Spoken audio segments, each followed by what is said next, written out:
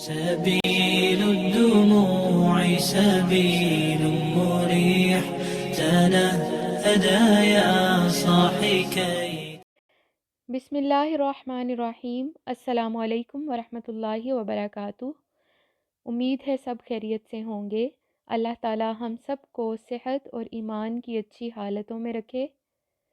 ناظرین اکرام اور عزیز طلباء و طالبات، اسلامک نالج یوٹیوب چینل پر آپ سب کو خوش آمدید کہتے ہیں۔ ہمارے اس چینل پر سلیبس سے متعلقہ اسلامیات کی ویڈیوز اور اس کے ساتھ ساتھ اسلامک لیکچرز مختلف موضوعات پر اپلوڈ کیے جائیں گے۔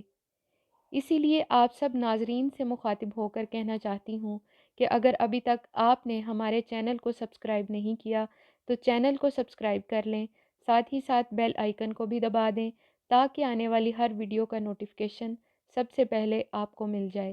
آپ اس ویڈیو کو لائک کریں اور اپنے دوستوں کے ساتھ بھی شیئر کریں۔ بہت شکریہ۔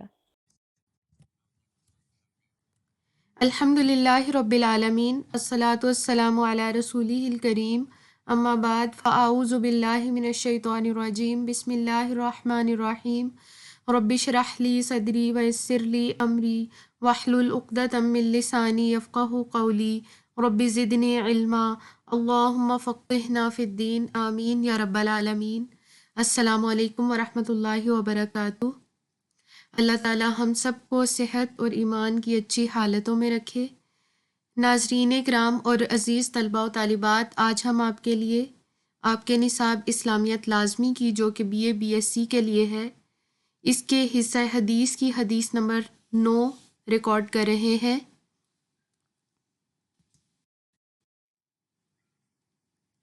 دعائے رسول صلی اللہ علیہ وآلہ وسلم، یعنی رسول اللہ صلی اللہ علیہ وآلہ وسلم چند اہم چیزوں کی دعا مانگتے تھے اور ان چیزوں کا ذکر اس حدیث مبارکہ میں ہوگا۔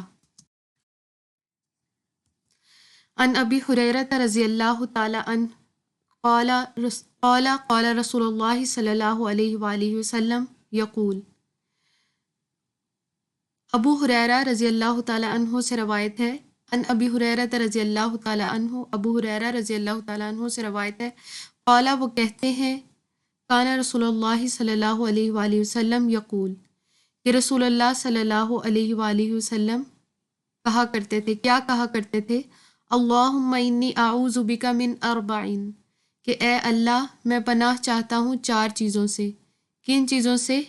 من علم لا ینفع، ایسے علم سے جو کہ نفع بخش نہ ہو، ومن قلب لا یخشع، ومن قلب لا یخشع، اور ایسے دل سے جو کہ ڈرنے والا نہ ہو، ومن نفس لا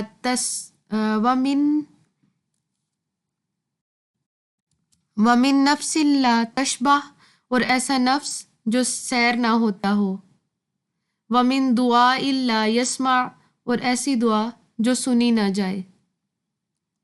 اس حدیث کو ترمذی اور ابو داؤد نے روایت کیا ہے۔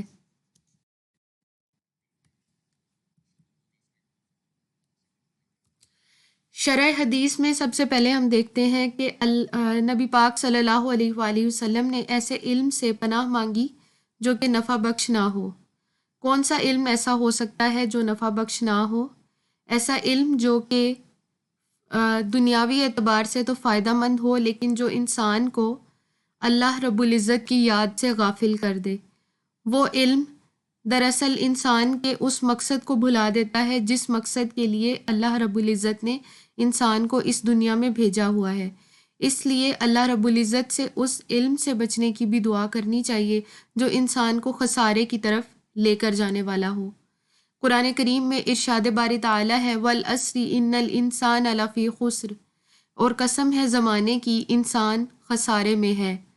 اللہ رب العزت کی یاد سے غافل کرنے والا علم غیر نافع ہو سکتا ہے۔ اور دوسرا اس کا مفہوم ایک یہ بھی ہو سکتا ہے کہ انسان بظاہر تو علم حاصل کرے لیکن اس کے دل سے انسانیت کے لیے خیر کے جذبات ختم ہو جائیں اور وہ مسلسل انسانیت کو نقصان پہنچانے کے لیے کوششیں کرتا رہے۔ اس لیے اس علم سے بھی اللہ رب العزت سے پناہ مانگنی چاہیے کہ اللہ رب العزت اگر ہمیں علم دے تو اپنی یاد سے غافل نہ کرے، اور انسانیت کی خیر اور ہمدردی جو کہ اسلام کی تعلیمات میں سے اہم ترین اجزاء ہیں، ان کو انسان فراموش نہ کرے۔ یعنی کہ اللہ سے ہمیں دعا کرنی چاہیے کہ ہم اتنے بے حس نہ ہو جائیں کہ ہم انسانیت کو پوری طرح سے نقصان پہنچانے والے ہوں، بلکہ ہم انسانیت کے لیے فائدہ مند ثابت ہوں، ہمیشہ ہم انسانیت کے لیے فائدہ مند ثابت ہوں۔ اس کے بعد وَمِن قَلْبٍ لَا يَخْشَىٰ، ایسا دل جو ڈرنے والا نہ ہو، یعنی اس سے دل کی سختی مراد ہے۔ انسان جب کسی بھی انسان کا دل سخت ہو جائے تو وہ ایک تو اللہ رب العزت کی یاد سے غافل ہو جاتا ہے، دوسرا انسانیت کے لیے بربادی کا باعث بنتا ہے۔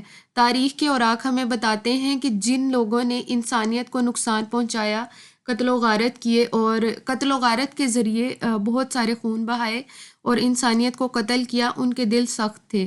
اور جیسے کہ قرآن کریم میں بھی ہم نے پڑھا تھا سورہ بقرہ کے اندر کہ ثم قست قلوبکم من بعد ذلک فہی کالحجارہ، ثم قست قلوبکم، پھر تمہارے دل سخت ہو گئے، ثم قست قلوبکم من بعد ذلک، اس کے بعد، فہی کالحجارتی، یہ پتھروں کی طرح سخت ہو گئے، او اشد قسوہ، یا اس سے بھی زیادہ سخت ہو گئے۔ یعنی انسان کا جب دل سخت ہوتا ہے وہ پتھر کی طرح ہوتا ہے، یا پھر اس سے بھی زیادہ سخت انسان کا دل ہو جاتا ہے۔ تو یہاں پہ پیچھے بنی اسرائیل کی بات ہو رہی تھی، تو انہی سے ریلیٹڈ یہ والا جو یہ ڈسکشن ہوئی تھی۔ بہرحال اس کو ہم آج کی جو حدیث مبارکہ ہے اس کے کانٹیکسٹ میں اگر ہم لیں تو ہم یوں سمجھ سکتے ہیں کہ جب انسانیت کے دل سخت ہو جاتے ہیں تو وہ پتھروں کی طرح یا اس سے بھی زیادہ سختی اختیار کر لیتے ہیں۔ اس لیے اللہ رب العزت سے دل کی سختی سے بچنے کی دعا کرنی چاہیے۔ اس کے برعکس جو لوگ نرم دل ہوتے ہیں وہ انسانیت کو پریشان دیکھ کر خود بھی پریشان ہو جاتے ہیں اور ان کے مسائل کے حل کا انتظام کرتے ہیں۔ یعنی نرم دل لوگ جو ہوتے ہیں وہ انسانیت کے لیے ہمیشہ خیر اور ہمدردی کا باعث بنتے ہیں، ان کی مشکلات حل کرتے ہیں، ان کا ہمیشہ مشکل حالات میں ساتھ دیتے ہیں، کیونکہ انہیں پتہ ہے کہ اگر آج یہ مشکل ہم پہ آئی ہے، ممکن ہے کہ یہ کبھی آج یہ مشکل کسی اور پہ آئی ہے، ممکن ہے کہ کبھی ہم پہ بھی آ جائے۔ اس لیے اللہ رب العزت کی مخلوق کے لیے فائدہ مند ثابت ہوتے ہیں یہ لوگ، اور دراصل یہ مثبت رویہ ہوتا ہے ان کی تربیت میں، ان کی تعلیم میں، جو ان کو اللہ رب العزت کی یاد سے اور اس کام سے غافل نہیں کرتا جس کام کے لیے انسان اس دنیا میں آیا ہے۔ وَمِن نَفْسٍ لَا تَشْبَعْ، اور ایسا نفس جو سیر نہ ہوتا ہو، یعنی دنیا کی بے شمار مال و دولت دیکھ کر، آسائشی، آرام پرستی اور ہر طرح کے عیش و آرام کو دیکھ کر اس کا پیٹ بھرتا نہیں ہے، بلکہ وہ یہ کہتا ہے کہ اللہ رب العزت مجھے اور عیش پرستی میں مبتلا کر دے۔ ایسا نفس جو کبھی بھی سیر نہیں ہوتا، اس کا دل کرتا ہے کہ میرے پاس مزید مال و دولت ہو اور میں دنیا کا بہترین، امیر ترین انسان بن جاؤں۔ اس چیز سے نبی پاک صلی اللہ علیہ وآلہ وسلم پناہ مانگا کرتے تھے اور اللہ تعالیٰ سے دعا کرتے تھے کہ اللہ تعالیٰ مجھے ایسے نفس سے بچانا جو کہ کبھی بھرنے والا یا کبھی سیر ہونے والا نہ ہو۔ اچھا، اب اس میں دیکھیں کہ اس میں جو آپ کے سامنے ابھی پوائنٹس ڈسپلے ہو رہے ہیں،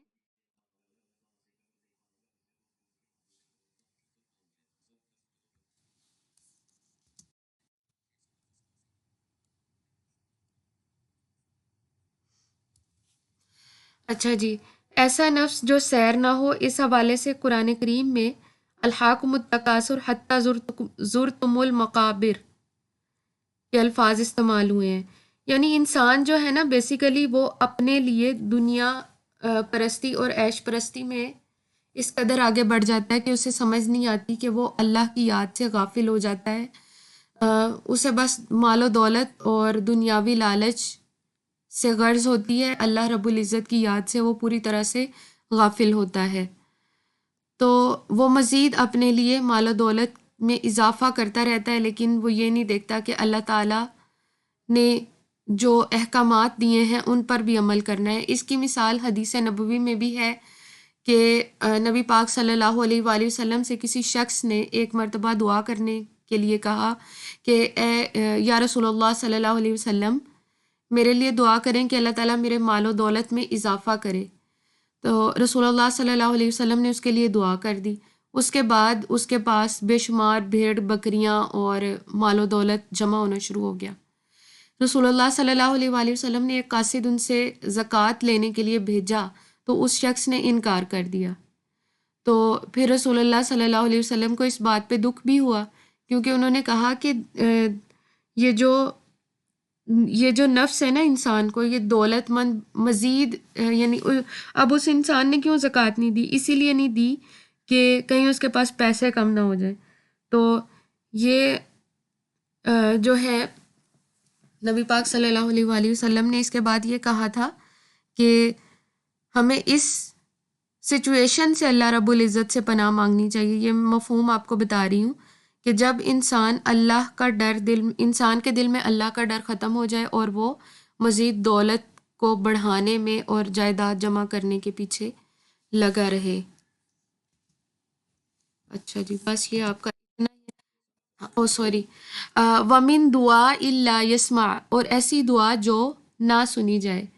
اچھا، حدیث کے ان الفاظ میں نبی پاک صلی اللہ علیہ وآلہ وسلم نے ایسی دعا مانگنے سے یا ایسی دعا سے بھی پناہ مانگی ہے جو کہ سنی نہ جائے۔